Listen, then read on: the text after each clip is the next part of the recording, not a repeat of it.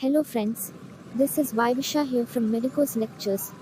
Hope you are all doing well. Today I am going to meet my friend Emily. She want to know about adenomyosis, so before getting into the video you have to do subscribe and like my video and comment, and don't forget to turn on your notification symbol. So let us get into the topic. And meet my friend Emily.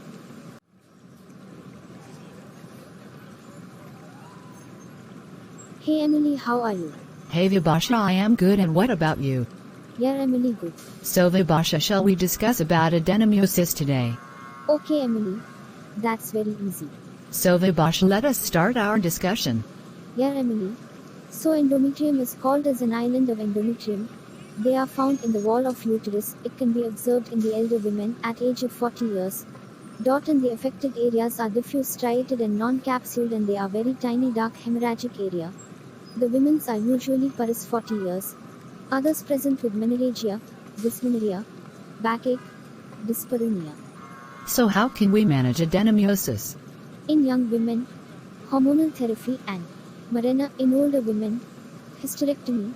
So that's all about adenomyosis, Emily. Really Vibhasha? I thought it's very difficult.